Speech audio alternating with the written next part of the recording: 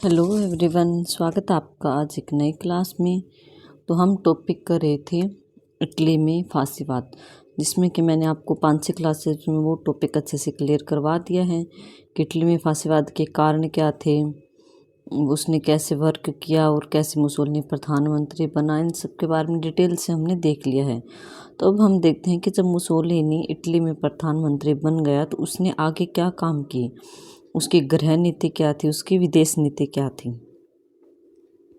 कि उसने इटली को बाहरी देशों से जोड़ने के लिए क्या क्या काम किया और उसने इटली में देश में क्या सुधार किए। कि मुसोलिनी जो था वो 1922 में इटली का प्रधानमंत्री बना, मतलब कि 1918 में प्रथम विश्व युद्ध खत्म होता है।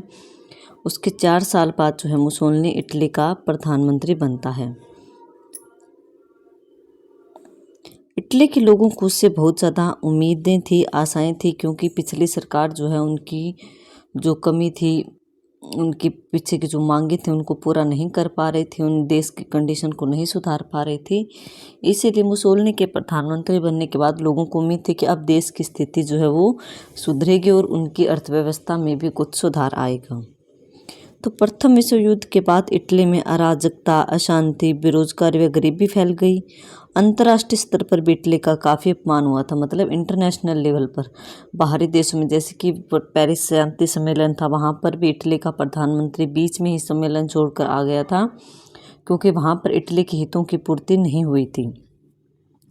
अतः उसने देश की अर्थव्यवस्था को सुदृढ़ करने तथा अंतर्राष्ट्रीय स्तर पर इटली को मान सम्मान वापस दिलाने के लिए काम करने शुरू कर दिए।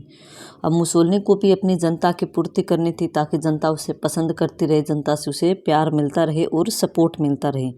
तो मुसोलिनी ने प्रधानमंत्री बनते ही जो है इटली को मान सम्मान दिलवाने की वापस कोशिश की, और अंतर्राष्ट्रीय स्तर पर भी, और देश की आर्थिक अर्थव्यवस्था जो कंडीशन थी इकोनॉमिक लेवल की, उसको सुधारने की भी पूरी जोरदार कोशिश करनी शुरू कर दी। कि उसने मुसोलिनी ने लिखा है कि बुद्धिमत्तापूर्ण एवं दृढ़ वित्तीय नीति को मैं शासन की समस्त नीतियों का आधार मानता हूँ। कि जो बुद्धि से और दिमाग से जो है एक दृढ़ वित्तीय नीति है वो होनी जरूरी है, ताकि शासन अच्छे प्रकार से चल सके। शासन का आधार ही एक दृढ़ वित्तीय नीति होनी चाहिए, अच्छी नीति होनी चाहिए पैसे को लेकर। अब हम देखते हैं कि मुसोलिनी की गृह नीति में उसने क्या क्या काम किए। तो पहला पॉइंट हमारा आता है, नई औद्योगिक एवं व्यापारिक नीतियां अपनाई उसने, नए उद्योगों की स्थापना की और नई व्यापारिक प्रणालियां, संगठन बनाए, नई व्यापारिक नीतियां, नए कानून लागू किए। कि मुसोलिनी ने सत्ता मतलब शासन संभालते ही वित्त मंत्री जो था उसमें डी स्टेफानी, उसकी हेल्प लेकर जो है इटली की अर्थव्यवस्था को सुधारने के प्रयास स्टार्टिंग से शुरू कर दिए। उसने सरकारी व्यय में कटौती करने के लिए जनता पर टैक्स लगाए, ताकि सरकार में जो है पैसा इकट्ठा हो सके और उसको देश के लिए यूज किया जा सके। लगाकर 1925 में बजट के घाटे को कम करने का प्रयास किया, ताकि इटली का जो बजट है वो डगमगाए नहीं, वो अच्छा सा सही रह सके। तो मुसोलिनी ने कोयला, लोहा, तांबा, तेल आदि खनिज पदार्थों के जो भंडार थे उनका सर्वेक्षण करवाया, उनकी जांच पड़ताल करवाई और उद्योगों के विकास पर ज़्यादा से ज़्यादा बल दिया और बिजली के उत्पादन में भी वृद्धि की। उसने आधुनिक डैमों का निर्माण, डैम मतलब बांधों का निर्माण करवाया, ताकि इटली में सिंचाई उपलब्ध हो सके, जिसके परिणाम स्वरूप डैमों से जो है, क्योंकि डैम में पानी होता है और पानी से बिजली बनती है, तो बिजली का उत्पादन जो है डैम का ज़्यादा से ज़्यादा निर्माण होने से बिजली का उत्पादन भी 3 गुना बढ़ गया है। मुसोलिनी ने सिंडिकेट व्यवस्था भी आरंभ कराई, मतलब एक ग्रुप भी बनाया जिसके द्वारा पूंजीपतियों तथा मजदूरों के अलग अलग संघ या सिंडिकेट बनाकर उनमें आपसी समन्वय स्थापित करने का प्रयास किया। कि जो पूंजीपति लोग हैं वो अपना अलग संघ या सिंडिकेट बना लें, और जो मजदूर है वो अपना अलग संघ बना लें, और उनमें आपस में जो है मेलजोल भी बना रहे, लेकिन इनका ग्रुप जो है वो अलग अलग हो, ताकि देश की अर्थव्यवस्था को मजबूत किया जा सके। उसने उद्योगों को भी आर्थिक सहायता दी, आवश्यकता अनुसार संरक्षण दिया उद्योगों को, मतलब उसने इस टाइप की व्यवस्था की कि कोई अगर नया उद्योग या नया कारखाना लगाना चाहता है तो उसको पहले सरकार की तरफ से हेल्प मिलेगी, ताकि वो अपने कारखाने को अच्छे लेवल पे खड़ा कर सके, फिर वो सरकार को उस पैसे को वापस लौटा सकता था। उसने लोहा, रेलवे तथा अस्त्र शस्त्र आदि पर भी राजकीय नियंत्रण स्थापित कर लिया। मतलब जो लोहे की फैक्ट्रियां थी, रेलवे का काम था, रेल चलती थी, और अस्त्र शस्त्र हथियार बनाने के जो कारखाने थे उन पर पूरी तरह से सरकारी कंट्रोल उसने कर लिया था। मुसोलिनी का पूरा नियंत्रण में सब कुछ आ गया था। उसी की देखरेख में सारे कारखाने चलते थे, उत्पादन होता था, एक एक चीज़ का हिसाब, एक एक चीज़ की डिटेल जानकारी जो है मुसोलिनी के पास रहती थी। मुसोलिनी ने 1930 में जो है मोटर कारों के आयात पर शुल्क बढ़ाकर 2 गुना कर दिया। कि जो 1930 में जो है जो मोटर कारों को इटली देश बाहर के देशों से मंगवाता था, आयात करता था, उन पर टैक्स लगा दिया 2 गुना, ताकि इस चीज़ को यहाँ के लोग बाहर से ना मंगवाएं। परिणाम स्वरूप जहां इटली को फिएट मोटर कंपनी को बहुत लाभ हुआ, वहीं पर अमेरिका के जो मोटर कारखाने थे उनको भारी धक्का लगा, क्योंकि अमेरिका की जो मोटर कारखाना की कंपनी थी वहीं से इटली में मोटर आती थी, ये मोटर कारें आती थी। तो अब जब इटली ने मंगवानी बंद कर दी तो देश में उनका उत्पादन होने लगा। तो जो इटली की फिएट मोटर कंपनी थी उसको लाभ हुआ, क्योंकि इसकी बनाई हुई मोटर कारें जो थी अब वो बिकने लगी, क्योंकि अब देश में जो है बाहर से कम आती थी। तो अमेरिका को नुकसान हुआ जबकि खुद के देश को फायदा हुआ। जल्दी ही इटली अन्य वस्तुओं के साथ जो रासायनिक और बिजली के उपकरण थे उनको भी बाहर देशों में निर्यात करने लगा। मुसोलिनी के इन कार्यों से इटली की जो मुद्रा थी लीरा, उस समय इटली की मुद्रा कौन सी थी, लीरा, के मूल्य में वृद्धि हुई और देश का विकास जो है अग्रेसित हो गया, मतलब आगे की ओर तेजी की ओर बढ़ने लगा, अपने पथ पर अग्रसर हो गया।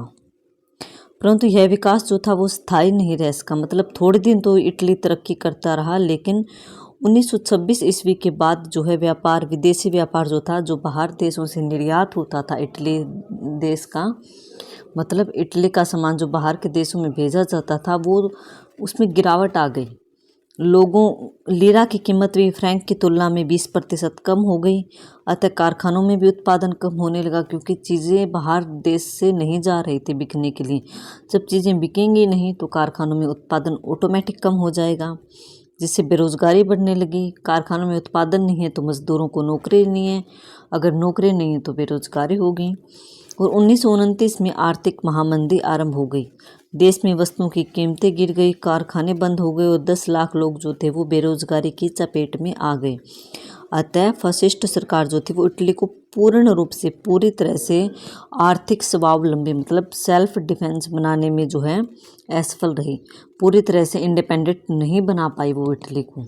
कोशिश तो की थी मुसोलिनी ने पिछली सरकार की कमियों को पूरा करने की और इटली में सुधार करने की, कारखानों में और बाकी सभी चीज़ों में, लेकिन ये जो है स्थायी रूप से नहीं हो सका।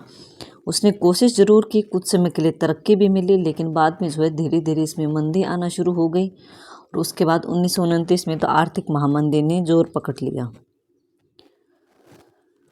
तो आई होप आपको ये फर्स्ट पॉइंट अच्छे से क्लियर हुआ होगा कि इसका आर्थिक, औद्योगिक, व्यापारिक नीति मुसोलिनी ने प्रधानमंत्री बनने के बाद जो इटली में अपनाई थी, उसने कैसे तरक्की की और धीरे धीरे तरक्की उसकी डाउन होती चली गई। अब सेकंड पॉइंट हम पढ़ते हैं, राष्ट्रव्यापी सिंडिकेट व्यवस्था। अब देश की राष्ट्रव्यापी मतलब इटली के राष्ट्र के आधार पर कैसे उसने संघ और निर्माण संगठन बनाए। कि मुसोलिनी ने आर्थिक कंडीशन को सुधारने के लिए, अर्थव्यवस्था पर पूरा कंट्रोल करने के लिए देश में जो थे वो 13 राष्ट्रीय सिंडिकेट, 13 राष्ट्रीय जो है संघ स्थापित किए। 13 संघ जो कि बड़े लेवल पे थे, जो कि पूरे देश के लिए एक जैसे लागू थे। इन राष्ट्रीय सिंडिकेटों को निगम मंत्री के अधीन कंट्रोल में रखा गया। केवल फासिस्ट लोग ही जो थे वो इस सिंडिकेट या संघ के सदस्य बन सकते थे। प्रांतीय तथा स्थानीय स्तर पर भी इनकी इकाइयाँ स्थापित की गई, कि प्रांत राज्य स्तर पर भी और स्थानीय मतलब जिला स्तर पर और गाँव में भी जो ऐसे छोटे छोटे संगठन बनाए गए जो कि बड़े ग्रुप से जुड़े हुए थे। ये सभी प्रकार के औद्योगिक तथा व्यावसायिक निर्णय लेती थी। ये सिंडिकेट या संघ जो थे वो उद्योगों से रिलेटेड और व्यवसाय से रिलेटेड सारे मोस्टली महत्वपूर्ण निर्णय लेती थी। 1929 में आर्थिक मंदी के समय 22 नए निगम स्थापित किए गए, लेकिन इन सब के बावजूद भी आर्थिक मंदी पर नियंत्रण नहीं पाया जा सका। उसके चपेट में इटली पूरी तरह से आया था, कि मुसोलिनी ने प्रधानमंत्री बनने के बाद पूरी कोशिश की, उसने अलग से संघ भी बनाए, राष्ट्र संघ भी बनाए, लेकिन फिर भी जो है आर्थिक महामंदी ने इटली को चपेट में ले लिया और उसकी तरक्की को वहीं पर रोक दिया था। थर्ड पॉइंट है हमारा श्रमिकों में सुधार।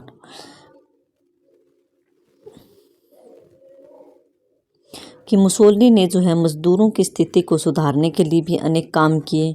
उसने मजदूरों के कारखानों में काम करने के जो घंटे थे वो 8 घंटे निश्चित कर दिए और प्रत्येक रविवार को छुट्टी का दिन घोषित कर दिया। कोई भी जो श्रमिक था वो वेतन सहित लंबी छुट्टी पर जा सकता था, मतलब उसको सैलरी मिलती रहेगी लेकिन और उसको साथ में छुट्टी भी मिलेगी। मुसोलिनी ने मजदूरों के मनोरंजन के लिए डिपोला बोरो नामक एक संस्था बनाई जो मजदूरों का मनोरंजन करती थी और उन्हें विभिन्न दर्शनीय स्थानों पर लेकर जाती थी। इसके अलावा मजदूरों का सामाजिक बीमा भी किया जाता था। मतलब कि इसने मुसोलिनी ने जो है अच्छी तरह से जो है मजदूरों की स्थिति को सुधारने पर पूरा बल दिया और मजदूरों की कंडीशन को कहीं ना कहीं उसने पहले से बहुत बेटर कर दिया था। काम के घंटे निश्चित कर दिए, उनकी छुट्टियां निश्चित कर दी, उनके मनोरंजन का भी ध्यान रखा गया और उनका बीमा भी किया गया। नेक्स्ट पॉइंट है हमारा कृषि में सुधार, एग्रीकल्चर में सुधार किया मुसोलिनी ने। कि मुसोलिनी यह बात अच्छी तरह से जानता था कि देश की जो समस्त अर्थव्यवस्था है वो कृषि या फिर खेती पर टिकी हुई है। उसने कृषि को सुदृढ़ मतलब मजबूत बनाने के लिए, अच्छा बनाने के प्रयास शुरू कर दिए। उसने देश को खाद्यान्न पदार्थों में आत्मनिर्भर बनाने के लिए 1928 ईस्वी में जो बंजर भूमि थी, दलदल भूमि थी, उसको भी कृषि के लायक बनाने के लिए काम शुरू कर दी। उस भूमि को सुधारने के प्रयास शुरू कर दिए, जिसके अंतर्गत जो है लाखों एकड़ भूमि जो कि उर्वरा बेकार पड़ी हुई भूमि थी उसको उर्वरा भूमि में तब्दील कर दिया और उन पर खेती होने लगी। मतलब इसने काफ़ी ज़मीन को सुधारा और सुधार कर उस पर खेती स्टार्ट करवा दी। इसके अलावा उसने बांध और नहरों का भी निर्माण करवाया ताकि खेतों में सिंचाई हो सके और इसने गाँव में बिजली पहुंचाने का काम भी किया। मुसोलिनी ने उत्पादन बढ़ाने के लिए वैज्ञानिक आधार पर कृषि करने के लिए किसानों को प्रोत्साहन दिया कि अगर ज़्यादा से ज़्यादा अगर हमें कृषि में उत्पादन बढ़ाना है तो हमें वैज्ञानिक आधार पर जो वैज्ञानिक तरीके से खेती करनी होगी ताकि ज़्यादा से ज़्यादा कम समय में हम ज़्यादा अनाज को उत्पादन कर सकें और बेटर उपज ले सकें। परिणाम स्वरूप किसानों ने अपने खेतों में ट्रैक्टर तथा आधुनिक यंत्रों का प्रयोग करने लगे। इससे कृषि सुधारों से गेहूं का उत्पादन जो था वो 1930 से लेकर 1939 मतलब 9 साल में 60 मिलियन क्विंटल से बढ़कर 80 मिलियन क्विंटल तक पहुंच गया। मुसोलिनी किसानों को सभी प्रकार की सुविधाएं देने का भी प्रयास करता था। मतलब इसने किसानों की स्थिति को सुधारने का पूरा प्रयास किया और किसानों की कंडीशन को इसने कहीं ना कहीं बहुत अच्छा कर दिया। खेती को भी सुधारा, नहरों का भी निर्माण करवाया, किसानों की सिचुएशन को उसने बहुत बेटर कर दिया, जिसके परिणाम स्वरूप कृषि के उत्पादन में वृद्धि हुई और देश की तरक्की हुई। 5वां पॉइंट हमारा है यातायात एवं संचार के साधनों का विकास। कि मुसोलिनी ने यातायात और संचार के साधन थे उनके विकास पर भी बल दिया। उसने रेल तथा सड़कों का निर्माण करवाया और जो बाहर से अमेरिका से जो मोटर गाड़ियाँ थी, मोटर कारें जो थी वो आयात की जाती थी, उन पर प्रतिबंध लगा दिया। तो जब बाहर की चीज़ों पर प्रतिबंध लगा दिए तो उन चीज़ों का उत्पादन देश में होने लगा और उस देश की कंपनी को लाभ हुआ। मतलब कि इटली की सड़कों पर अब इटली देश में ही बनी हुई मोटर गाड़ियाँ, मोटर कारें दौड़ती थी। मुसोलिनी ने देश के विभिन्न नगर तथा कस्बों को सड़क तथा रेलों से जोड़ दिया ताकि आवागमन का साधन जो है अच्छे से उपलब्ध हो सके। 1939 ईस्वी तक लगभग 5000 किलोमीटर रेलवे लाइन पर बिजली की रेलें चलती थी। इसके अलावा मुसोलिनी ने रेडियो, सिनेमा आदि संचार के साधनों पर भी विकास पर भी बल दिया। मुसोलिनी ने हवाई तथा समुद्री जहाज़ों का भी निर्माण करवाया, जिसके कारण दूर दूर की यात्राएं भी आसान हो गई।